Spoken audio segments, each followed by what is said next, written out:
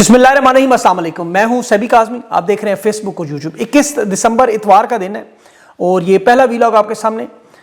Adiala jail سے عمران خان کی recording leak اور اس کے جو انکشافات ہیں، فرعون کے پسینے کیوں چھوٹ گئے، خان کا ایمان عوام پہ کیوں اتنا پختہ ہے، میں آپ کو پوری تفصیل اور دلیل بتاتا ہوں۔ اقوام متحدہ کے بعد آسٹریلیا کے سینیٹرز بھی ہائیبرڈ نظام کے پرچے اڑا دی انہوں نے، ہائی کمیشن سمیت اہم مطالبات ملاقاتوں کے، اور علیمہ خان کا انٹرنیشنل میڈیا پر انٹرویو ایک دفعہ پھر وائرل، خان کی سزاؤں کی بھرپور coverage. All parties conference opposition کی آج اہم اعلانات ہیں، فیصلہ کرنا ہے کہ لانگ مارچ یا لاک ڈاؤن یا اسٹریٹ موومنٹ، اس کی تفصیل بھی بتاتا ہوں۔ اور فیلڈ مارشل کا دورہ امریکہ اور نیتن یاہو کا بھی 29 دسمبر دورہ، 3 ممالک کی بیٹھک اور اس میں مسلم ممالک کے وارڈ لارڈ سے ملاقاتیں، اس کی بھی تفصیلات۔ چین نے پاکستان کو اہم گیم سے آؤٹ کیا ہے، 5 ہمسایہ ممالک کی تجارت کا ایک بڑا پلان اور پاکستان اس میں نہیں ہے۔ سہیل آفریدی کی سیاست، پلان، ملاقاتیں، ان کی جو اپڈیٹس ہیں، اور نواز شریف کی طرف سے ندیم انجم آؤٹ اور major general Faisal Naseer in, D G S I کے یہ لگائے جا رہے ہیں، لیبیا کیوں لے گئے، یہ تفصیلات بھی آخر میں اگر پورا وقت ہوا تو ضرور بتاؤں گا۔ اس وقت تو دیکھیں اسٹیبلشمنٹ جو عمران خان کو 17 سال کی سزائیں سنا چکی ہے، ملا کے 72 سال ہو گئی۔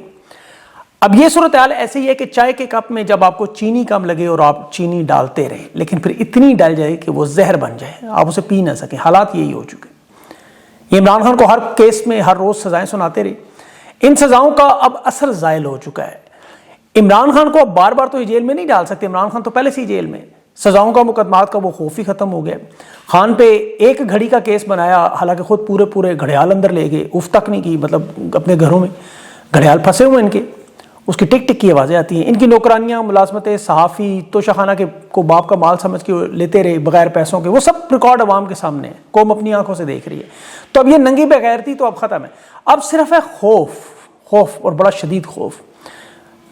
ان کے ترجمان نے اڈیالہ جیل میں عمران خان کی بہنوں کے ساتھ ملاقات کی ریکارڈنگ کا، منیب فاروق نے یہ بتایا کہ اسٹیبلشمنٹ یہ نتیجہ اخذ کر چکے، خان کو لگ رہا ہے کہ اڈیالہ کے باہر اور پاکستان کے اندر بہت بڑا انقلاب آنے والا ہے۔ عمران خان اس پہ بڑا پختہ یقین رکھتے ہیں، یہ خود تسلیم کرنے کے عمران خان کو نظر آ رہا ہے۔ اب خان کا تجربہ، تجزیہ اور پیشن گوئیاں یہ ہمیشہ درست ثابت ہوئی۔ میں آپ کو دلیل بھی دیتا ہوں، پوری تفصیل سے غور سے سنیں گا۔ خان جانتا ہے یہ ہوگا۔ دیکھیں ذوالفقار علی بھٹو عوامی لیڈر تھا، لیکن جیل میں وہ ہمیشہ ہر ایک سے یہی پوچھتا تھا بار بار، کتابیں پڑھیں آپ، کہ مجھے ضیاء الحق پھانسی لگا دے گا، یہ مجھے نہیں چھوڑے گا، آپ ساری کتابیں پڑھ لیں۔ یہاں عمران خان جیل میں بیٹھ کے انہیں کیا کہتا ہے، میں انہیں نہیں چھوڑوں گا، یہ قانون کے کٹہرے میں لاؤں گا۔ ذوالفقار علی بھٹو تو نماز، مصلی اور قرآن پاک جو دیا گیا تھا، ان کتابوں میں لکھا ہے کہ وہ اس میں دلچسپی نہیں لیتے تھے۔ عمران خان کے بارے میں یہ کہا جا رہا ہے کہ خان 5-6 مرتبہ قرآن مجید تفسیر کے ساتھ پڑھ چکا ہے، اور وہ تمام کتابیں تاریخ کی، مزاحمت کی، انقلاب کی، ان مفکروں کو پڑھنا، اور عمران خان اس کے مطابق حالات کو سمجھتا ہے، مستقبل کے منصوبے بناتا ہے، کیونکہ اسے پتہ ہے اللہ نے اس سے کام لینا ہے۔ اپنی جان کے بارے میں عمران خان نے ہزاروں دفعہ کہہ دیا، مجھے شہادت سے کوئی خوف نہیں۔ جو ساری زندگی ٹیپو سلطان کے بارے میں پڑھتا ہو، جس کا ایمان اس حد تک مضبوط ہو کہ وہ زندگی اور موت کے معاملے میں خوفزدہ نہ ہو۔ دیکھیں جو شخص اپنی زندگی اور موت کے بارے میں خوفزدہ نہ ہو، اسے دنیا کی کوئی طاقت خوفزدہ نہیں کر سکتی۔ یہی وجہ ہے کہ قید تنہائی میں 42 دن بعد پہلا بیان کیا آیا کہ جنرل عاصم منیر کے حوالے سے کہ وہ ذہنی مریض، ورنہ کوئی شخص ان سخت حالات میں ایسا سوچ بھی نہیں سکتا۔ اب اسٹیبلشمنٹ کے جتنے بھی ڈاؤٹ ہیں، یہ عمران خان کے کیسز کے حوالے سے جو مین سٹریم میڈیا پہ یہ جو کل سے بیانیاں بنا رہے ہیں کہ جی خان کیس کا فیصلہ سنتے ہی گھبرا گیا، بے ہوش ہو گیا، مجھے تو خطرہ تھا یہ نہ کہہ دیں کہ مریم نواز نے پھر جا کے پانی پلایا تب ٹھیک ہوئی، کیونکہ ان کے بقول تو پھر یہی ہوا ہوگا، یہ لوگ تو موجود نہیں تھے وہاں۔ اب عمران خان کے فیصلے کا پورے پاکستان کو پتہ ہے، پورے مین سٹریم میڈیا کے پہلے ہی اناؤنس ہو رہتا ہے، تو عمران خان کو ان فیصلوں سے کیا شوق لگنا ہے، وہ تو مسکراتے ہیں، ہنستے ہیں، اور 17 سال کی سزا کو اپنی مسکراہٹ پہ وار کے کپتان چپل کے نیچے ہلکا سا مسل دیتے ہوں گے۔ اب اس کی وجہ کیا ہے؟ وجہ صرف ایمان ہے، یہ طاقت اللہ دیتا ہے، کیونکہ اللہ خود کہتا ہے میں کسی پر اس کے وزن سے زیادہ بوجھ نہیں ڈالتا، تو یہ خان اٹھا سکتا ہے۔ اب یہ وقت اور حالات کیا ہوں گے، یہ حقیقی معنوں میں معاملات کیوں اتنے خطرناک ہو رہے ہیں، دیکھیں ہمارا کام ہے یہ آپ کو تجزیہ اور پیشن گوئیاں بتائیں۔ خطے میں ہونے لگی ہے بہت بڑی گیم چینجنگ سچویشن 29 دسمبر، اس کے بعد آپ کو اس کے اثرات، کیونکہ اس وجہ کیا ہے کہ عمران خان نے جو اشارہ کیا دسمبر کا، یہ نیتن یاہو کی دیکھیں ایک ملاقات ہوئی ڈونلڈ ٹرمپ سے، جس کی ابھی تصدیق خود راؤٹرز نے نیوز اور وہ خبر ساں کر رہے ہیں، ملاقات 29 دسمبر کو، اس میں ایک تو غزہ کے حوالے سے فوج، جس میں بورڈ آف پیس اور فلسطین کے حوالے سے جو اہم معاملات ہیں وہ فائنل کرنے ہیں فوج بھیجنے کے۔ اب دوسرا اس میں معاملہ اسرائیل کا خدشہ کہ ایران جوہری تنصیبات تعمیر کر رہا ہے، میزائل پروگرام میں تیزی لا رہا ہے، اور اسرائیل اسے براہ راست خطرہ سمجھ رہا ہے، اور ایران پر فوجی کارروائی اور حملے کا باقاعدہ منصوبہ منظوری نیتن یاہو نے ڈونلڈ ٹرمپ سے لینی ہے. یعنی یہ جو nuclear programme ballistic missile programme ہے وہاں کہہ رہے ہیں جی فیکٹریاں بھی بن رہی ہیں, ایئر ڈیفنس سسٹم بھی ایران نے بحال کر لیا ہے. اب اسے فل فور روکنا ہے کیونکہ انہیں لگ رہا ہے کہ یہ کم از کم 3000 بیلسٹک میزائل روزانہ بنا سکتے ہیں, مہینے میں بنا سکتے ہیں. اب یہ فلسطین میں متحرک گروپوں کو فنڈنگ اور اسلحہ بھی ہے بڑی تعداد میں. ایران پہ یہ بھی الزام ہے کہ جو وہاں دے رہے ہیں. اب یہ معاملہ بہت بڑی جنگ کے دہانے تک دوبارہ, اور یہی پیشن گوئیاں دسمبر کی تھی, دسمبر آ گئے. اب فلسطین کے ساتھ ایران جڑا ہوا ہے, وہاں پہ یہ وارننگ دی جا رہی ہے کہ غزہ میں جنگ بندی کی اگر رکاوٹ ہوئی یا حماس کا منصوبہ ناکام ہوا تو پھر ڈونلڈ ٹرمپ مکمل فوجی حمایت سے پیچھے ہٹ جائے گا. اب یہاں ہو گیا army chief general Asim Munir کا دورہ انتہائی اہم, غزہ میں فلسطینیوں کے خلاف فوج بھیجنا اور پھر ایران کے ساتھ جو براہ راست معاملے میں شمولیت. دیکھیں دورہ عین اس وقت ہے جب نیتن یاہو کا دورہ مکمل, اور اس وقت تو ان سے ایک ایک مطالبہ منوایا جا رہا ہے کہ پھنسے ہوئے ہیں فلسطین میں. غزہ میں فوج کا مطالبہ یا ایران کے خلاف مدد کا دباؤ, یہ تو خود مارکو روبیو نے کہہ دیا کہ ہمیں خود آفرز کی جا رہی ہیں کہ ہم کتنے ضروری ہیں. غزہ فوج بھیجنے کا معاملہ, ذرا اس کو آپ تھوڑا سا غور سے سمجھے کہ عرب ممالک کیوں اپنی فوج بھیجنے کے لیے تیار نہیں. اس کی ایک وجہ تو ظاہر ہے ڈالرز, انہیں کوئی معاشی مسائل نہیں ہے, کوئی مدد امداد بھیک نہیں چاہیے, نہ اقتدار چاہیے, وہ پہلے سے موجود ہے. دوسرا اس میں جو اہم معاملہ ہے کہ فلسطین دنیا کا وہ واحد معاملہ ہے جس میں صرف مسلمان نہیں غیر مسلم بھی, چاہے ان کا کوئی مذہب مسلک ہو, وہ اس معاملے کے ساتھ جڑے ہوئے. آپ دنیا بھر میں لاکھوں کی تعداد میں جو بڑے بڑے احتجاج وہ دیکھ لیں, آپ نوجوان نسل دیکھیں, اور مسلمانوں کی بات نہیں کر رہا, جنریشن زی جو ہے امریکہ برطانیہ کینیڈا صف اول کی یونیورسٹیوں میں وہاں جو بڑے بڑے احتجاج آپ نے دیکھے, یہ امن مشن نہیں ہے, یہ ایک جنگ ہے وہاں جہاں ایک واضح نسل کشی کا معاملہ ہے. فوج کو بھیجنے کا مطلب کہ آپ اسے ایک ایسی آگ میں جھونک رہے ہیں کہ جو اخلاقی, سیاسی, مذہبی اور عسکری انجام اس کا خوفناک ہے. یہ دو فریقوں کی لڑائی نہیں ہے. ایک طرف اسرائیل ہے جو دنیا کی سب سے بڑی طاقتور جدید فوج ہے, ریاست جس کے ساتھ مغرب کی پشت بنائی ہے. دوسری طرف ایک محصور آبادی, عام شہری بچے, عورتیں, بزرگ, بوڑھے, معذور. اسی لیے کوئی مسلمان ملک وہاں فوج بھیجتا ہے تو وہ اسرائیل کی حمایت کر رہے. عرب ممالک اسی لیے نہیں جا رہے, اسی لیے نہیں بھیجتے.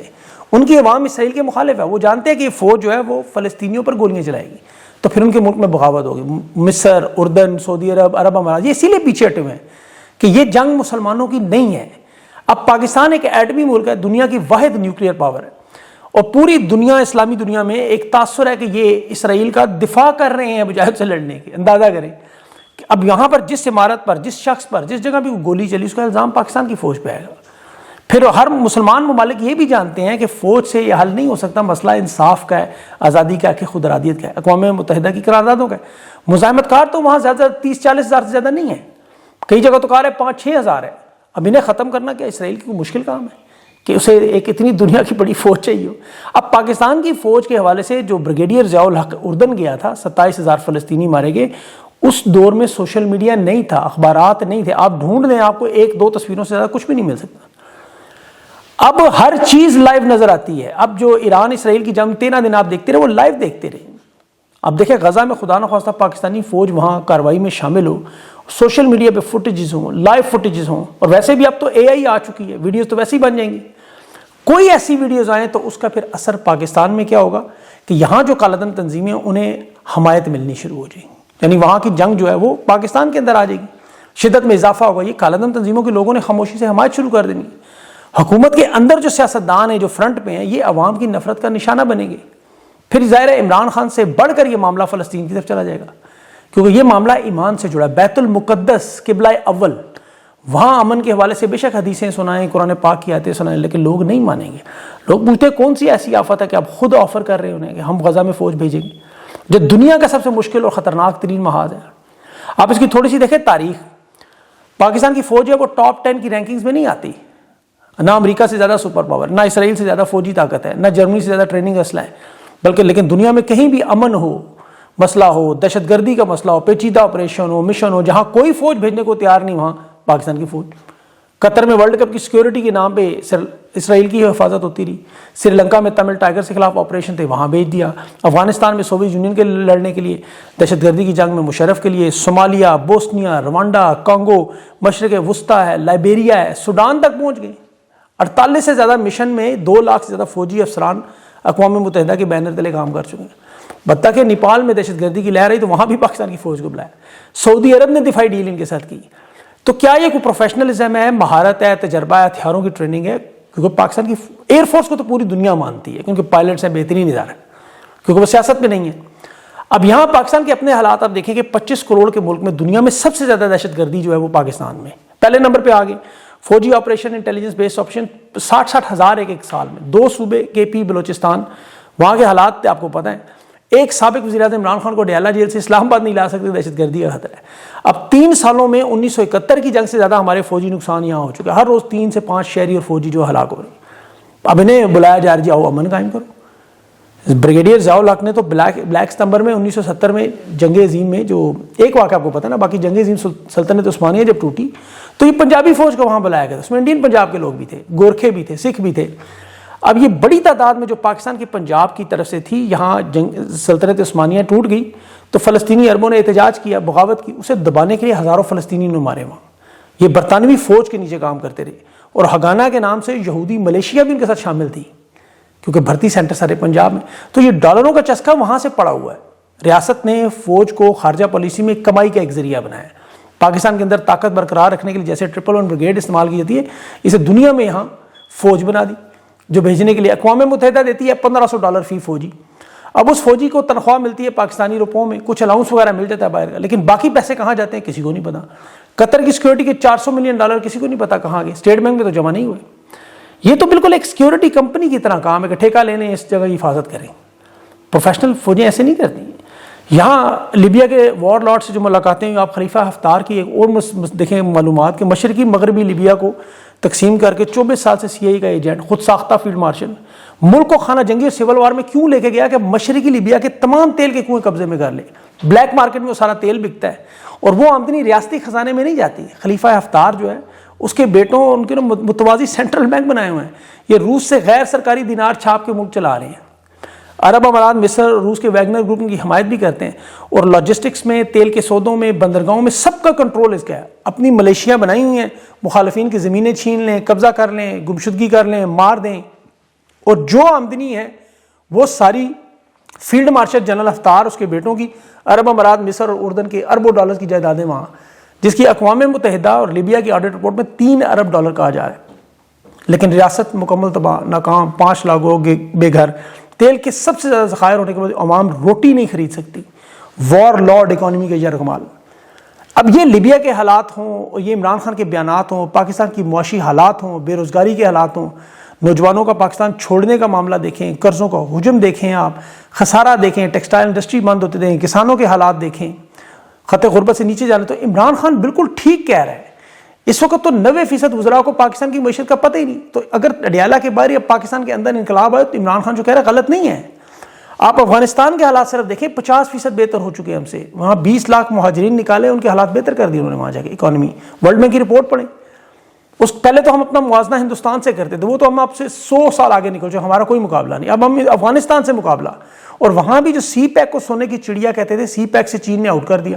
یہ ایران، افغانستان، کرغستان اور تاجکستان کو ملا کے 5 ممالک کا انفراسٹرکچر یوریشیا کے نام سے وہاں جو میگا پروجیکٹ چلے، ایران کی بندرگاہیں چابہار اور بندر عباس اسے شامل کیا، اور ریلوے کا نظام جو افغانستان ایران کو جوڑ کے وسطی ایشیائی ممالک تک پہنچ گئے۔ مطلب روایتی تجارت سے 40% وقت بھی بچ رہا ہے، روزگار بھی بڑھ رہا ہے، اقتصادی ترقی بھی ہو رہی ہے، اربوں ڈالرز کی آمدنی جو جی ڈی پی میں، کیونکہ زمینی راستے بندرگاہوں سے انہوں نے کام شروع، اور پاکستان ہے ہی نہیں اس میں۔ یہ بیلٹ روڈ انیشیٹو کا، جس میں ایشین ڈیولپمنٹ بینک بھی شامل ہے، یہ گیم چینجر منصوبہ ہمارا تھا، اب ادھر ہو رہا ہے۔ اور یہاں وزیر ریلوے کیا کہہ رہا ہے؟ باتھ روموں کے دورے، انہیں پتہ ہی نہیں ہے، یقین کریں اکانومی میں کر رہا ہے۔ اب یقین کر لیں، یا انہوں نے کبوتر کی طرح آنکھیں بند کی ہیں، بلی کب گردن تو بوچے گی، اور وہ عمران خان کا بیان یہ انقلاب کے حوالے سے اس لیے۔ اب تحریک انصاف کے بعد دیکھیں گیند ان کے ڈی میں آ چکی ہے، نظریں سب کی سہیل آفریدی پر ہیں کہ میدان عمل میں انہیں آنا پڑے گا، اسٹریٹ جیسے کل وہ عوام سے ملے، اسٹریٹ پاور، اسٹریٹ موومنٹ میں اجتماعی بیانات یہی ہیں کہ عمران خان کی رہائی کے لیے انہیں کرنا پڑے گا جو کچھ ہوگا، سب سے بڑا دباؤ ان پہ ہے، کیونکہ اس وقت خیبر پختونخوا جو ہے وہ تحریک انصاف کی ریڑھ کی ہڈی ہے۔ کوئی بھی انقلابی تحریک چلانی ہے، احتجاج کرنا ہے تو وہ خیبر پختونخوا سے ہی ہوگا۔ ایک تو ظاہر ان کی وہاں حکومت ہے، دوسرا وہاں عوامی مینڈیٹ ہے، اور سب سے بڑھ کر وہاں عمران خان کے وہ ڈائی ہارڈ ورکرز ہیں جو 25,000 سے 1 لاکھ، اور زیادہ سے زیادہ دیکھیں یہ 1 لاکھ تک ہی لوگ آپ کو چاہیے ہوتے ہیں۔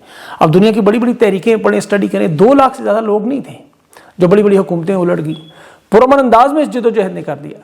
تو خان کی قید کے بعد بھی آپ دیکھیں کہ 3 جو بڑے احتجاج ہوئے وہ تینوں کی شروعات کے پی سے ہوئی۔ یہ علی امین گنڈا پور کی نااہلی کہہ لیں، بزدلی کہہ لیں، کمپرومائز کہہ لیں، یا باقاعدہ پلاننگ کے ساتھ سبوتاج کیا، جس کا نقصان ابھی تک کہ قیادت کے اوپر بد اعتمادی ہے۔ اب انہیں اپنی صفوں کو درست کرنا ہے۔ آج ان کی اے پی سی کی کانفرنس ہے، اس میں بیانات جو آ رہے ہیں، اب یہاں ان کی جو مرکزی قیادت ہے، دیکھیں سلمان اکرم راجہ ہیں، شیخ وقاص ہیں، بیرسٹر گور جیسے لوگ ہیں، یا ان کی بنائی ہوئی جو سیاسی کمیٹی میں جو زیادہ مفاہمتی لوگ نظر آتے ہیں، جس کا میں نے کل بھی ذکر کیا، یہ پس پردہ مذاکرات یا مفاہمت والے اگلے مرحلے میں تو کام آ سکتے ہیں، ابھی یہ کسی کام کے نہیں ہیں، یہ کچھ بھی نہیں کر سکتے۔ اور یہ پاکستان کی عوام کو یاد رکھنا ہوگا۔ دیکھیں آپ کو اللہ نے تحفہ عمران خان دیا ہوا ہے، تحفہ، جو ہم میں سے سب سے بہترین اور اس پر ظلم کرنے والے ہم میں سے سب سے بدترین لوگ ہیں۔ یہ عمران خان نے جو تحریک کا اعلان کیا ہے، اب اس تحریک کو آپ ذرا تھوڑا غور سے سمجھیں۔ یہ جنگ آپ نے اندر بھی اپنے کرنی ہے، اپنے نفس پہ خوف، مایوسی، غصہ اور لالچ، یہ چار چیزیں ہیں۔ اسے ختم کر کے اپنے آپ کو مضبوط کرے، اور پھر باہر کی جنگ جو ناانصافی، ظلم کے خلاف پرامن انداز ہے۔ آپ کو ہمت، صبر اور یقین، تین چیز، یہ جو میں بتا رہا ہوں لکھتے رہے بے شک، اس کے اللہ پہ ایمان جو ہے وہ، یہ پرامن انداز میں آپ نے جب کرنا ہے تو انشاءاللہ آخری ہنسی پھر آپ کی ہوگی، کیونکہ آپ کے مخالف انتہائی بدترین ہیں، ظالم ہیں، اور ظالموں کو اللہ نہیں جیتنے دیتا۔ بہار میں اس وزیر اعلیٰ نے حجاب چھینکا خاتون کا، پنڈت، پروہت، ہندو، سکھ، کرسچن سب نے مذمت کی اس نوجوان لڑکی کے ساتھ زار یکجہتی، اکثریت نے ساتھ دیا۔ پاکستان میں ماؤں، بہنوں، بیٹیوں، معذور بچیوں کو بالوں سے پکڑ کر ایک سیٹتے رہے، جو شاید ہندوستان کی فوج بھی نہ کرتی۔ خواتین، ڈاکٹر مہرنگ بلوچ، ڈاکٹر یاسمین راشد، بشرا بی بی، سنم جاوید، فلک جاوید آج بھی بے گناہ قید ہیں۔ ان پر جو تشدد ہے وہ نتیش کمار اور اس کی حامی اس ذہنیت کے لوگ ہیں، وہ وہاں جھکتے بھی لگاتے ہیں، مذاق بھی کرتے ہیں، ٹھٹھے بھی، جیسے یہاں میڈیا میں بیٹھ کے یہ آپ کے سامنے اس کا مذاق اڑاتے ہیں عمران خان کی بہنوں کا، ان پہ ظلم ہونے، اور اللہ ظالموں کا ساتھ نہیں دیتا، یہ یاد رکھیں۔ آخر میں ابصار عالم نے بھی وہ ندیم انجم کو ڈی جی ایس آئی کی نون لیگ کی بات نے کہا جی نواز شریف کی بات نہیں ماننے کی، میجر جنرل فیصل نصیر کو ڈی جی ایس آئی لگایا جا رہا ہے۔ لیبیا اسی لیے لے کے گئے جہاں خانہ جنگی سول وار ہے، اور یہ بڑا اہم دورہ تھا۔ اب اس میں بہت لمبی تفصیل ہے، کیونکہ میں اس میں ذرا ڈیپتھ میں آپ کو بتانا، وہ اگلے ویلاگ میں کوشش کروں گا ذکر کروں۔ اپنا خیال رکھیں، مجھے اجازت دیں، اللہ حافظ۔